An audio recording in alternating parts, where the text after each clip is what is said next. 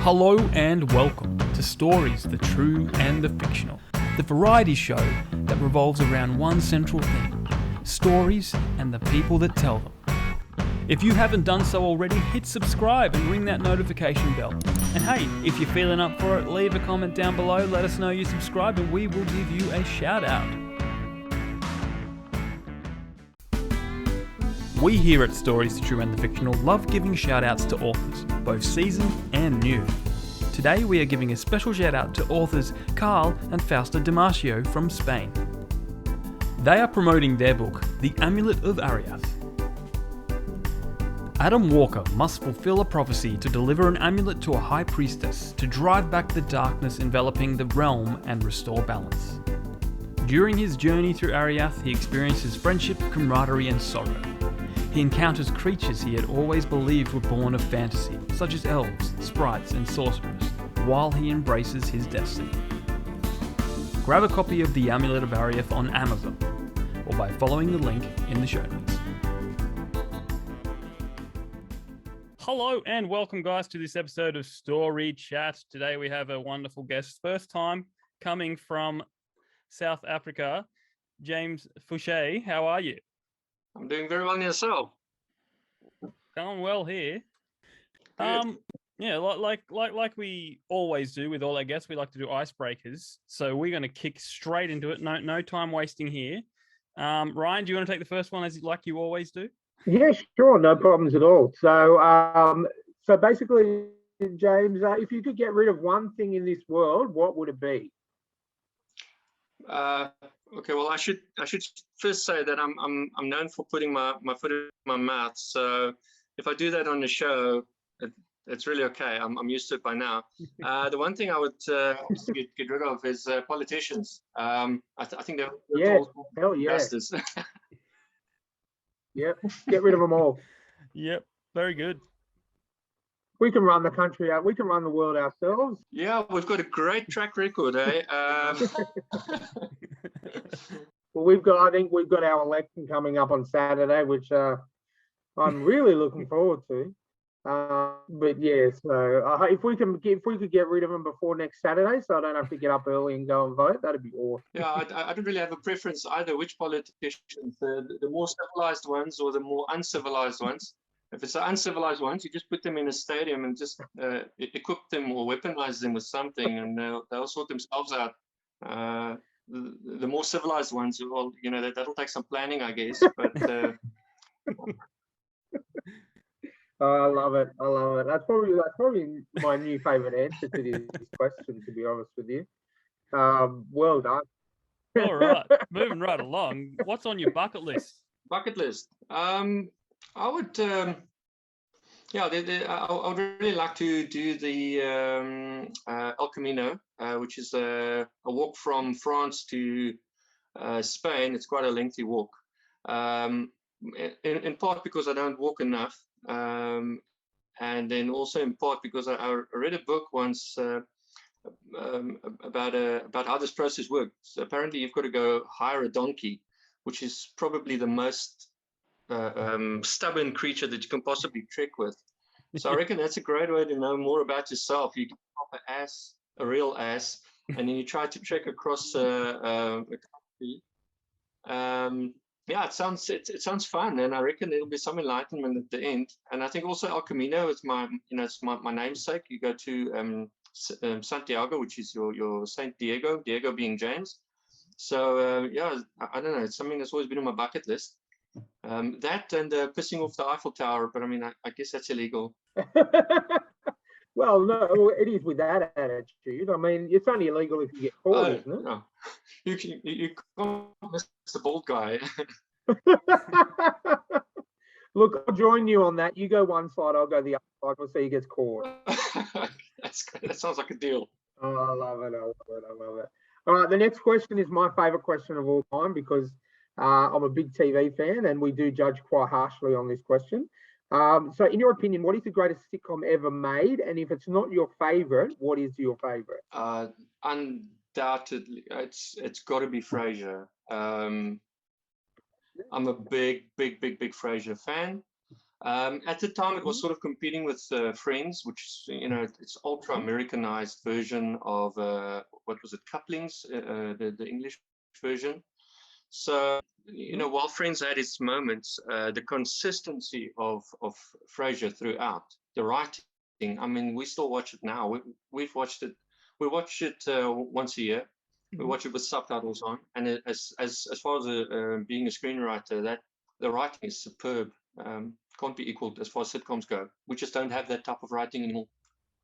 And I agree. Like you compare it, you say, you know, Friends was out at the same time, and you know, I feel like I do agree with you there. Friends was more the, you know, the show that you could sit down, you didn't really have to think about it. Whereas Frasier was more your intelligent sitcom. You know, it was such a. You're right. You get so many more. Like the jokes are just cruder, not cruder. They take a lot more to get, and not everyone got them. And I think that was the brilliance of it. I mean, Kelsey Grammer, David Hyde Pierce, two of the best TV actors ever out there. I mean, you know, I agree with you. I haven't seen the whole thing from start to finish myself, but it was a bit of a staple in our household when I grew up.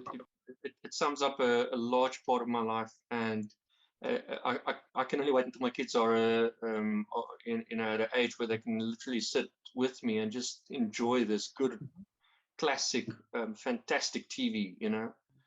So. Oh, that's another great thing when you can enjoy it with, you know, with your family and with your children, because, you know, that you can go back and say, this is what I watched when I grow up, and when they get to the age where they can appreciate the humor and the actual show itself, that's fantastic. Absolutely. Next one. All right, moving along. Do you have a zombie apocalypse plan over there in South Africa?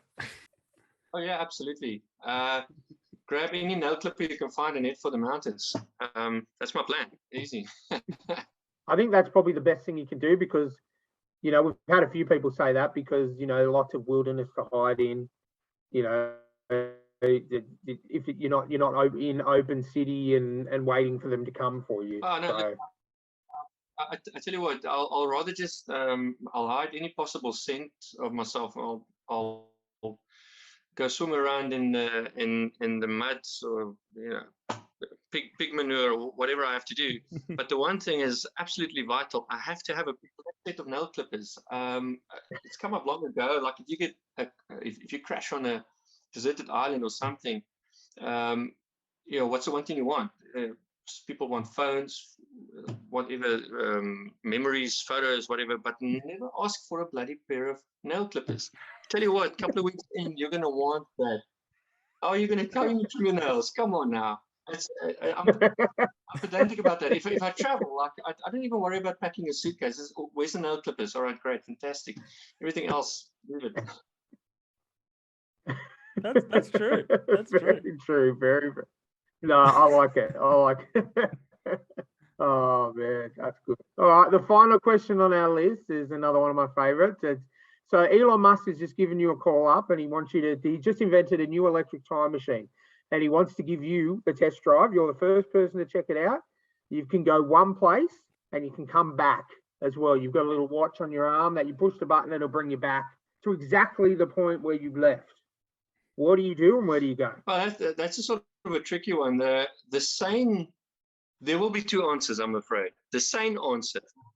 I've got this little insane tick in my mind, but the sane answer would be obviously going into the future to see if I actually did something right as a parent. You know, did my kids stuff up? You know, did they?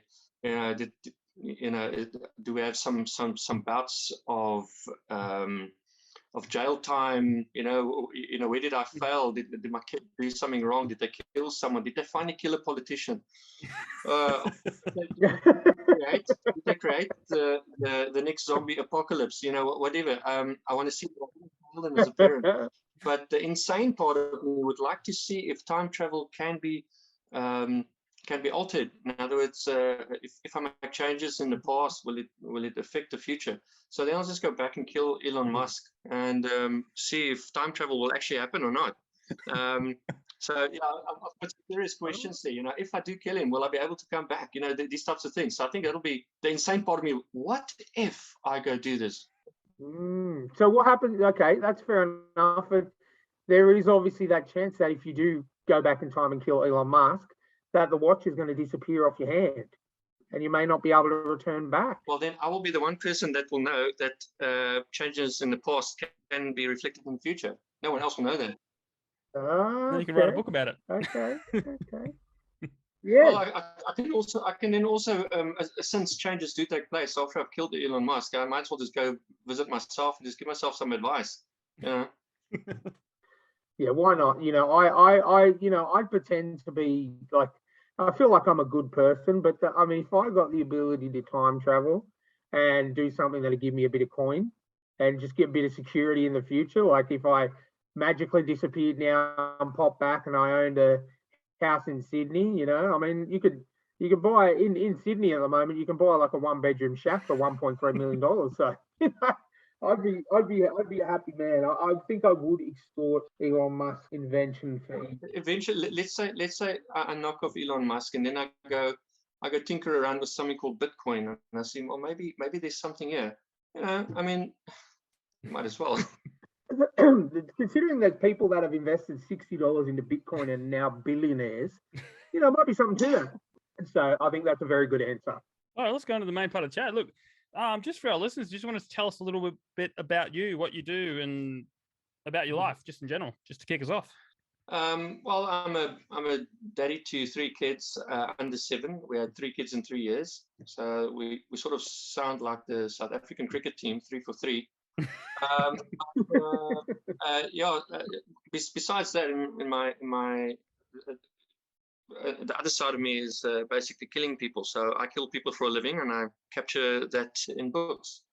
I was going to say, you heard it here first, audience. I've considered doing it in real life, but not yet. No. I like a good crime story, man. I really do, and I like telling stories. I like keeping things a mystery for a while and then sort of let it slowly unravel.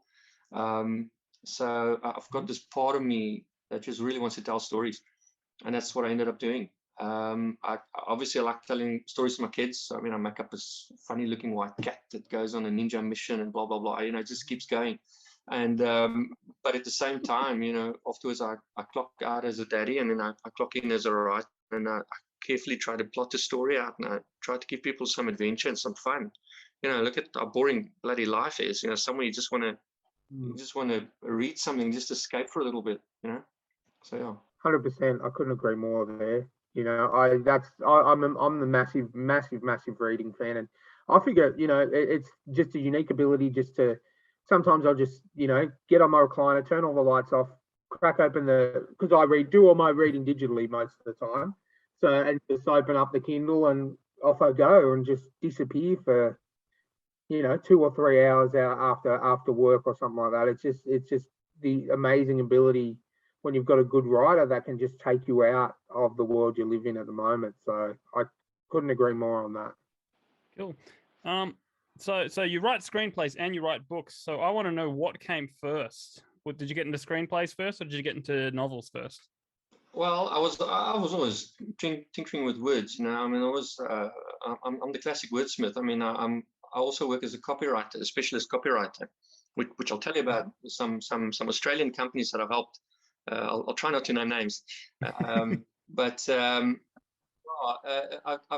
think I've always just started telling stories. It came in little bouts of poetry and little odd little short stories that just came about, and then I finished that horrible novel that every author has got, that one novel that they will never get published. They always lie there in the bottom of the safe collecting dust. God, please, no one see that, because it's horrible. It's all the drivel that had to come out first. So I've got that novel lying there, and then eventually I just started with another one, and then eventually it got picked up. And then the first one it got picked up was probably not an author's maiden voyage. It was a horrible voyage, because it was probably the most complex character that I would have any interest in writing. It was a very messed up guy. I mean, most of the reviews as pinned the character as someone that can't be helped. Like, you want to climb into the book and just give that a smack and please just get on, but you literally can't. So I wanted, I sort of used that as an interesting journey to pen a complex character, And yeah, I think after that the screenwriting came. So, but even the style that I'm writing, and many people have said that it's sort of like watching a movie. So I think maybe I'm not. I don't quite know the difference. I try not to add too much fluff. You know, we all have adjectivitis, so we like loaded with adjectives. Got to trim it out afterwards. But I really like to just be. I really like the reader to experience something visual, like they're walking into this world, like sort of enjoy something that's not there, you know. And I try to make it as real as possible and pin them to the text. And yeah, so the next logical step was the screenwriting. So I began screenwriting, and then eventually just recently I penned or scripted a crime drama TV series. It's got a South African twist to it. So yeah, we'll see if it gets picked up soon. Well, hopefully it does, because I watched the trailer and it looked really good. Like, you know, I want to watch it. Well, thanks, man. Yeah, it's dealing with a bit of a tender issue. The whole immigration thing in South Africa has gotten a bit you know, taken out of proportion. But you know, we do have an issue with regards to immigration, and you know, it is one of those things that needs to be addressed. So I did it in true South African style. You know, there's always a hint of corruption in what we're on about. So yeah, let's see if it gets picked up, and then you'll have some viewing that side. Yeah, hopefully. Yeah, that sounds good to me. Okay, so let's talk about the two books that you've got out at the moment, Jack Hanger and The King of Sorrow. So do you want to tell us a little bit about those books? Yeah, okay. Well, Jack Hanger is about the drug world, the Cape Town drug world, which is, I mean, it's synonymous with gangsterism, and it's gangsterism of a different kind. You know, it's not like your American gangs, or it's far more, you know, it's far more like a Wild West than it is organized crime. Although you know, there's always strings being pulled, but at the end of the day, it's got this Wild West approach to it. You know, you'll have just these odd bursts of gang fights that takes place, and that ties in with the drug, you know, drug dealing and all that type of thing.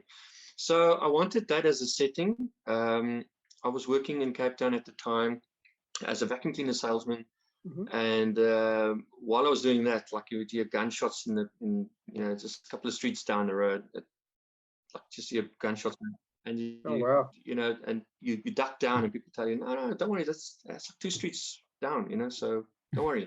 For me, that's a place for comfort, but it is a real part that is out there.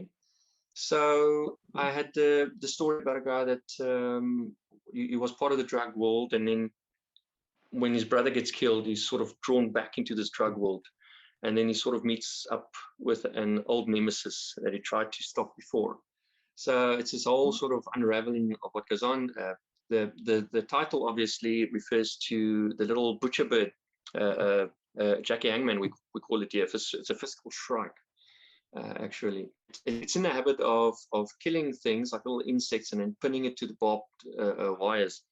So literally they're hanging everything out for everybody to see, which is sort of what he's doing. You know, the lead character there is a blunt knife, so he goes through the drug world and he's basically leaving everything on the barbed spikes for people to see. So he goes through the drug world in a haphazard manner. King of Sorrow, on the other hand, has got a far more corporate approach, looking at the property industry in South Africa, which is very bloody corrupt, and it's got millions and millions and millions and millions of rands just going missing, and numerous deals. And we've got a lead character, basically a protagonist, is deciding to sell his company. He's got this big property company, and what he doesn't know is that one of the members on the board of directors, one of those directors has been doing something shady, and they wouldn't want that to come out. So they're prepared to go to lengths to make sure that the property does not get sold. So, as if you've got a key person insurance, then if you kill if something were to happen to the CEO of the company, insurance pays out, the deal stalls, no one knows everything, you can carry on. Property valuations event to a point where it's realized, no one will know anything. So the antagonist, I literally called the antagonist the antagonist. Took a bit of a ballsy there. And yeah, he or she is faceless until the very end. And yeah, so that was a bit of a tale there. Yeah. Oh wow! I've just picked up a copy of each of them now, so I'm looking forward to getting stuck into those. I'm like, I've just when I was on your website before we had a bit of a chat, I was like, these sound like my kind of books, so I just thought I'd just jump on and grab them quickly, and I'll be sure to let you know what I think. I'll probably be reading them this weekend, I think. They are both of them are production possibilities. So we've got producers and actors, but that was pre-COVID, and then COVID came, so all the investors just said, well, let's just take 5 years and see what's happening to the film industry. So they were set to go into production at one stage, and now it's up in the air. But it doesn't matter. I've got a third novel coming out soon. You'll notice there's quite a big break in between. I took a bit of a hiatus. So yeah, we've got a third book coming out very soon, which I'm very, very excited about. Excellent. Yeah, I can see that you was it a 7-year hiatus that you've taken off? Yes. Does that coincidentally tie in with the fact that you've got children under the age of 7? Yes, it absolutely does. Yeah, I tell you, my entire life just came to like a pause. This big finger just reached in and said, nope, no more writing for you. I think also COVID maybe had something contributed to it towards the end. I did my master's degree in creative writing in that time as well. I lost my mom and my brother both within the process of a year.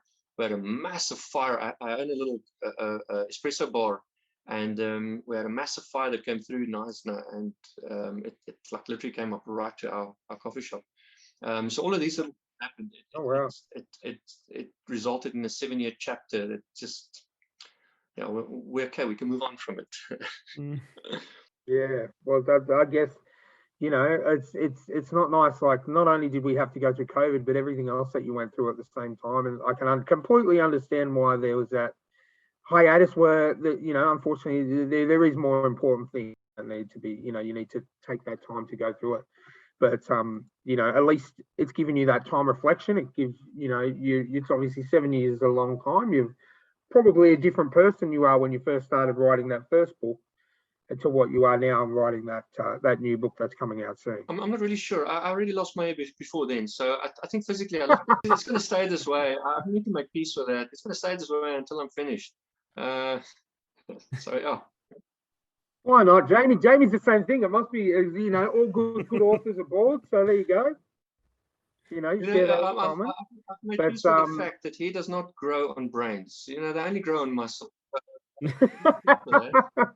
Well, I've still got hair, so I'll take that personally, but that's okay. We won't go into that.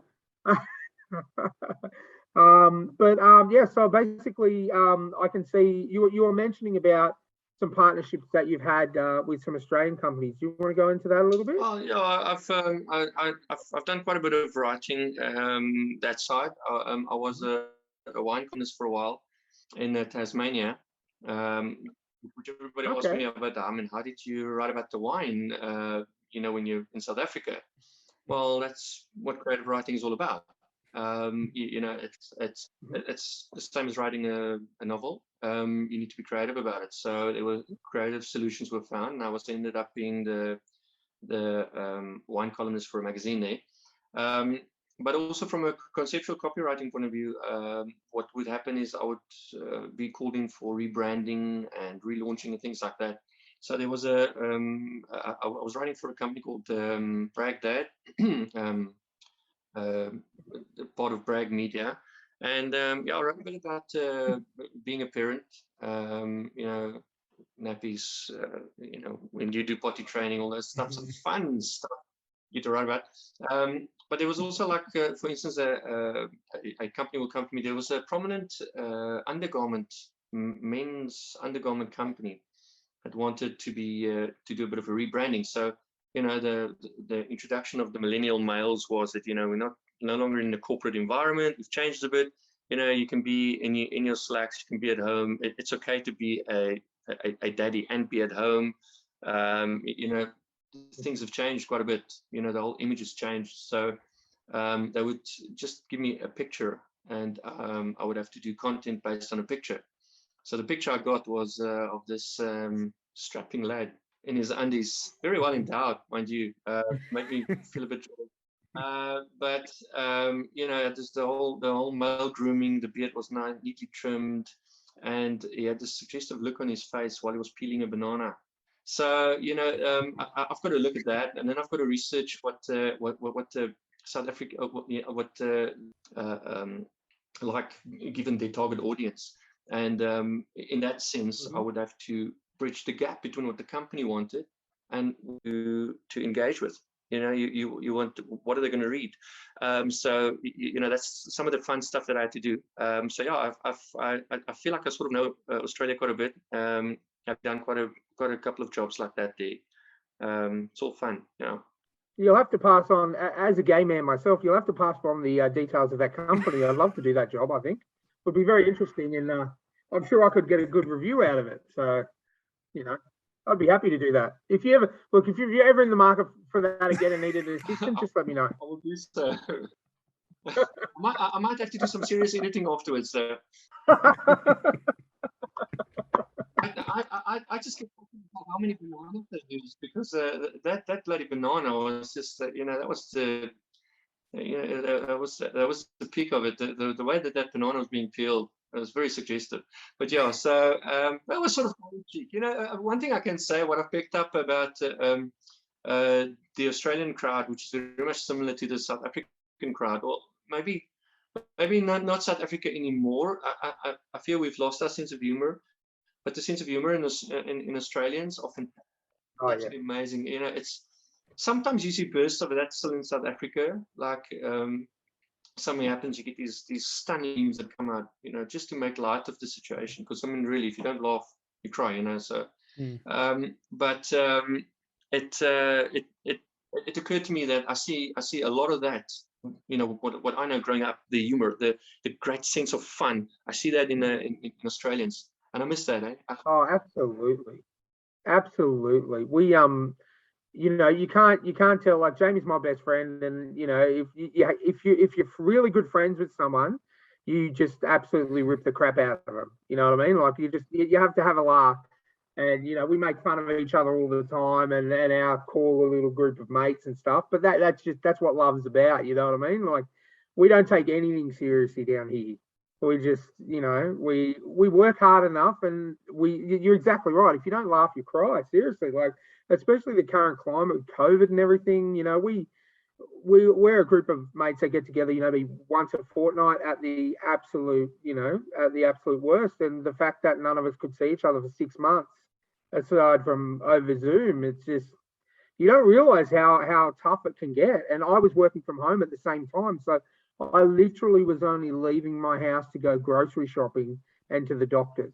And you think, oh, that's the life, you know, working from home and everything. And it's really, there's no social interaction. Through a computer screen. I mean, I'm very grateful for Zoom and stuff like that, because we get the chance to have a chat with people like yourself who are, you know, thousands and thousands of miles away. But it's not meant for someone who lives like less than half an hour away from you. You know what I mean? And especially with you having kids as well, that must have been really hard on them absolutely. too. Yeah, you know, I saw that in the eldest. She was 5 at the time.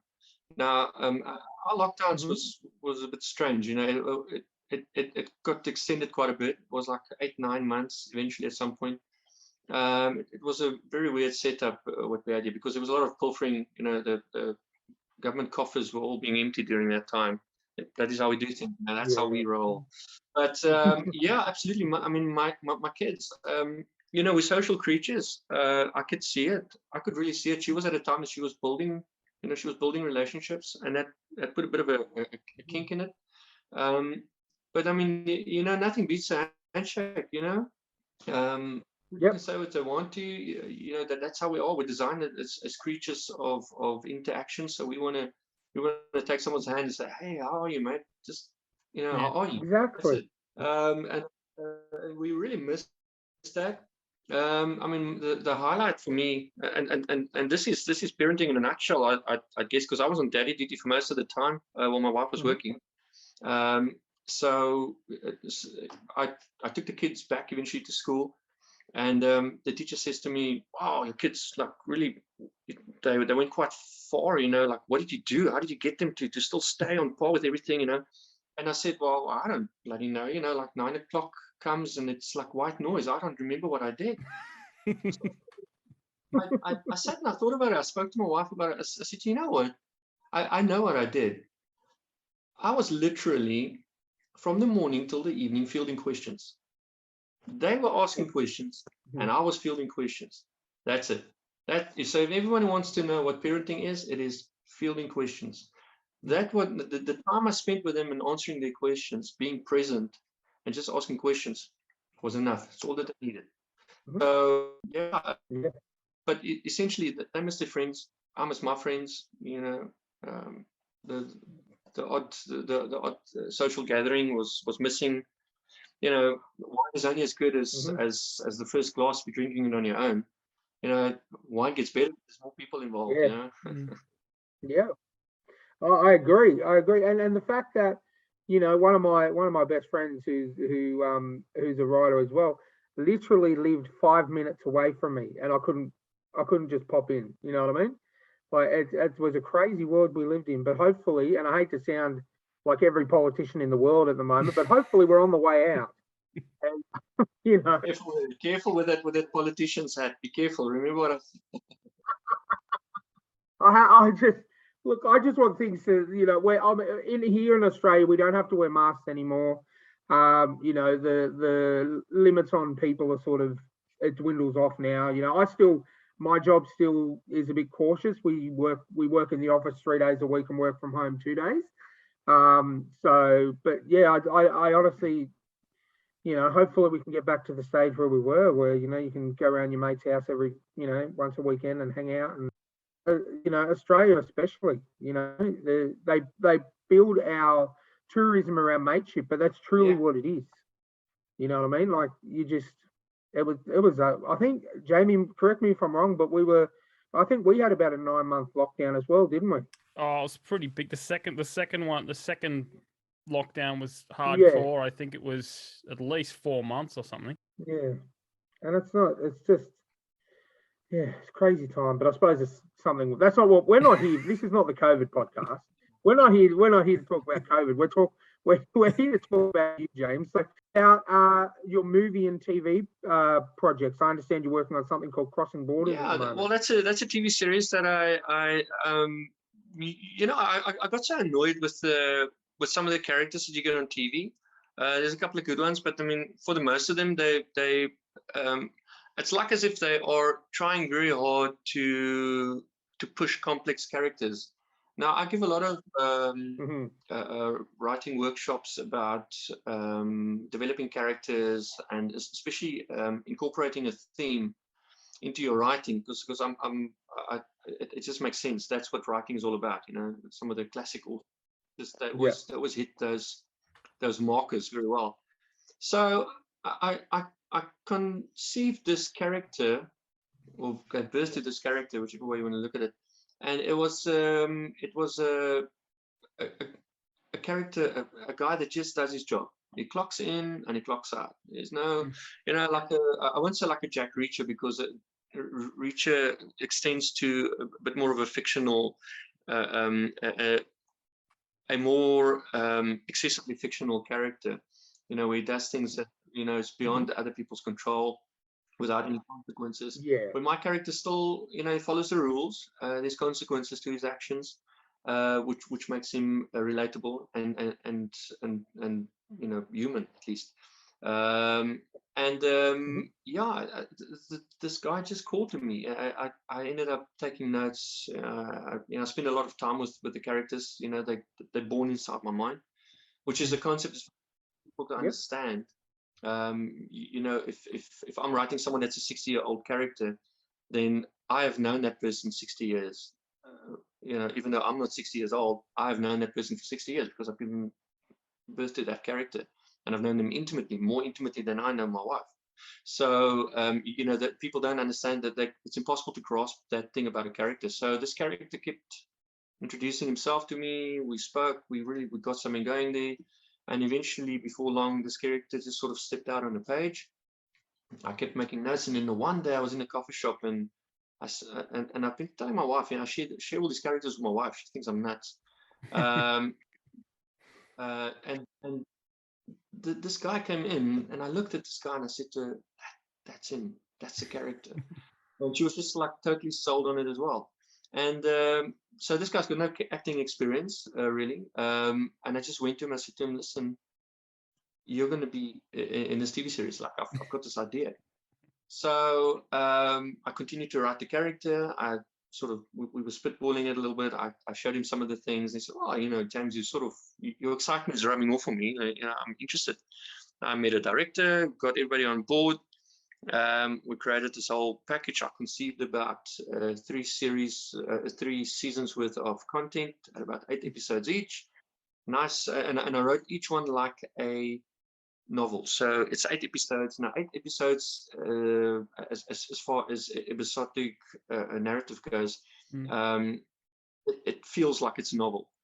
And yeah, I said, okay, well, let's take the next step. So I got an investor who was willing to part with some money. Fantastic guy. Just said, look, just go for it. And we filmed everything on location here. It was shot over a couple of days, I think about 4 or 5 days. We filmed a proof of concept video, and out of that we also shot, or we also did a little trailer. But we got 15 minutes together, and now we're at the point where we're basically pitching it to networks. A lot of retape though. Yeah. Excellent. But yeah. Oh wow. Oh, so we can hopefully see that on screen soon then. I hope so. I hope it will make for fun, interactive, engaging viewing. It's all that we're really going for. Excellent. Cool. Oh, that's great. We'll definitely keep an eye out, and it's obviously that's crossing borders, and we'll hopefully hear some good news. You'll have to come back on once it launches. I have faith. Once it launches, you'll have to come back on. Absolutely. All right, I might do something I don't normally do and let Jamie do a bit of talking now. Why? You're doing so well, Ryan. So apart from crossing borders, what else are you working on at the moment? Well, my third novel is something that I'm very passionate about, and it should be out soon. I don't really have an official release date yet, but it's like a modern retelling of Job, where let's say, you know, let's say in this instance, Job loses everybody around him, all his loved ones. They were all quite heavily insured because he's a insurance broker, so he did all his family's insurance. So suddenly he gets inundated with wealth, but at the same time he's lost all his loved ones around him. Oh, wow. And then at the very when he starts investigating it, he realizes that at the core of it, every one of these deaths that has occurred, that has upset his life, can be pinned to rivaling gangs in his area. So as his money just continues to grow and continues to grow and continues to grow, he is faced with this revenge aspect. You know, I mean, you now have the means to take revenge. So what do you do? So that as a premise I thought was fantastic. So I wrote this complex little character, called him Gray, and I just pinned him in the middle of this whirlwind that takes place. So it's like a Count of Monte Cristo meets Job meets crime gang new noir type of scenario. So it's quite a blend, but it came out quite nicely. That was actually the thesis work for my master's degree. So yeah. So when's the movie come out? Well, I must tell you, I could see it. It'll probably be more like it'll be like a subdued Fight Club almost. Yeah, I can sort of sense that. It's got similar. Yeah. I can see that as a movie. I'm sure I can script it. Yeah. Yeah. Don't No, tempt me. it, I need very little. it sounds like a great concept, a great idea. You've already intrigued me. I want it now. And Jamie doesn't say that lightly. So I'm the one who just I buy everyone's books and I love them all and everything. And Jamie's the one who's like, yeah, I'll wait for the perfect thing. So for him to say that, you've got a winner. Well, I do think that I get the idea that Jamie, you like quite a something that's a little bit more on the eccentric side of things, not your normal, usual, typical writing. Yeah, What's your preference? Well, I like things that are different. Like I get annoyed at when it's the same story being told over and over and over again. Like like every Adam. I don't hate Adam Sandler, but Adam Sandler has a formula, and it's just always the same thing. And then occasionally he'll come out with something that's left field, and I love that something that's left field. So I always look for something that's different. Yeah, I've got actually similar interests. I get really annoyed, very much annoyed if it's something that it follows such a structure that you can sort of you can smell the structure. Now sometimes it works, but you can still use a structure and still make it unique. Like for instance, I'm a big fan of China Miéville. I don't know if you know him. I can't say I do. Okay, well, if you have a chance, go read The City and the City. It's a genre called weird fiction, which he's a bit of a master of. So The City and the City, you've got it's like a typical crime story, a whodunit. They find a girl that's been killed, and the detective has to start investigating it. But what you don't realize is that they are inside neighboring cities. So the one city is literally on the other city. So they could share the same street. And if something happens on the other side of the street, you've got to unsee it. You're not allowed to see it. And in order to get to the other side of the city where you can see it, you've got to go through a stringent immigration process.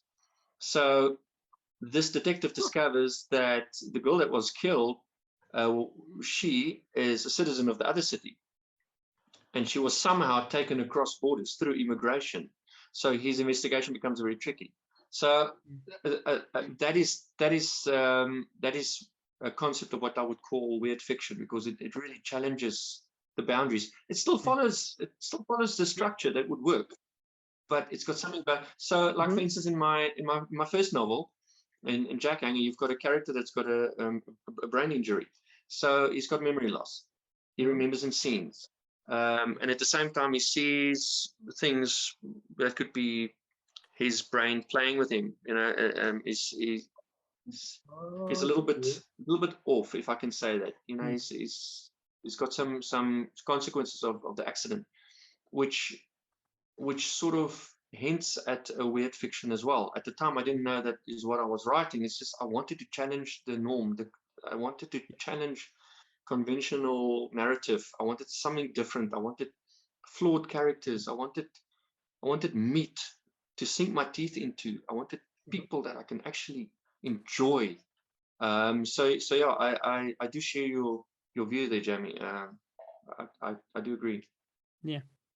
No, I just love different, It's like when that movie A Quiet Place came out. There was nothing like it, and it had me hooked because it was something that hadn't been done before. Even though, there may be similar kind of structures, but the idea of, you're not allowed to make a single noise, I couldn't compare it to anything else. Absolutely. Yeah. That's a good example of it, actually. Yeah.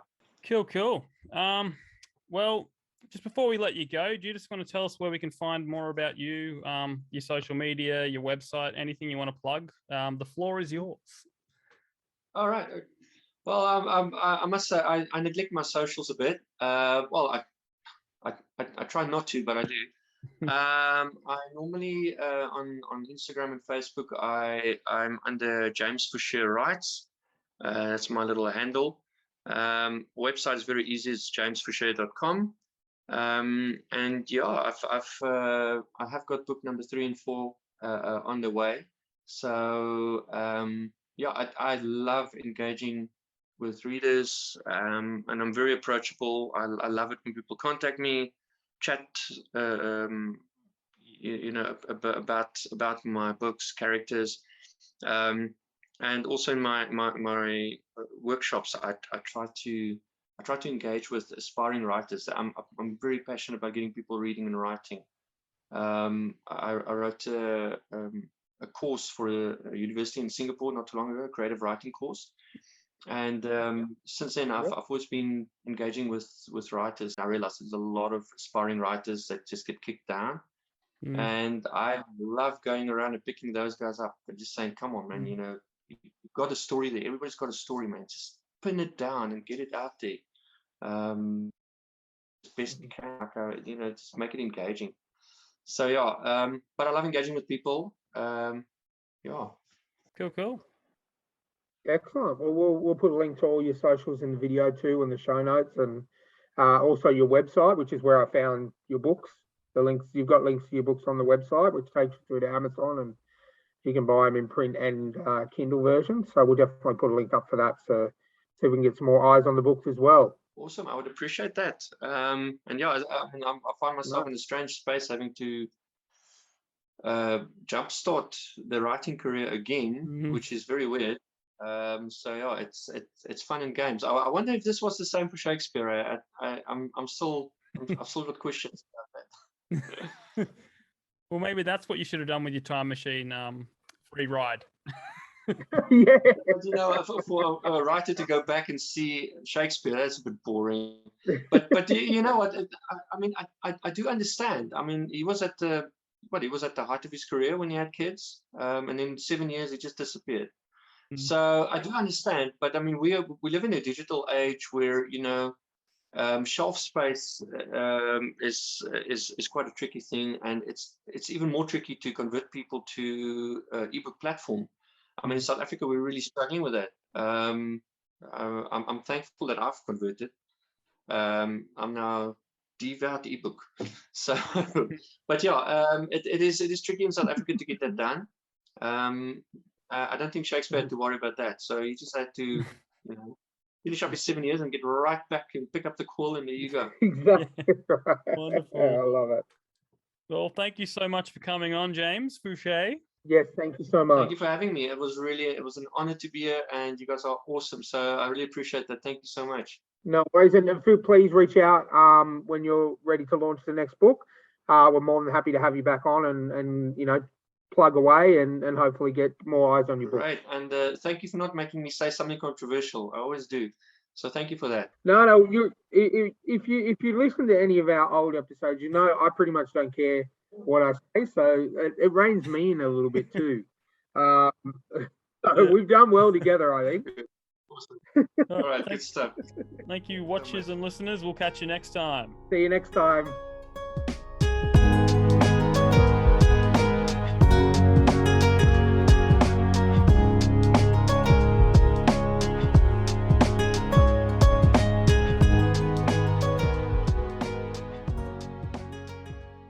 Hello listeners and watchers, Jamie here. I just wanted to take a second to let you know that I too am an author, and I have 2 books of my own. 1, Letters from the Emu War. Based on a real-life event, it tells the story of the time when the Australian Army declared war on 20,000 flightless birds and lost. This book is written from the perspective of those who won. And 2, Bucks Night. First in a trilogy of novellas, it's about a medieval-themed Bucks party that is interrupted by the zombie apocalypse. You can find them both on Amazon by following the links in the show notes.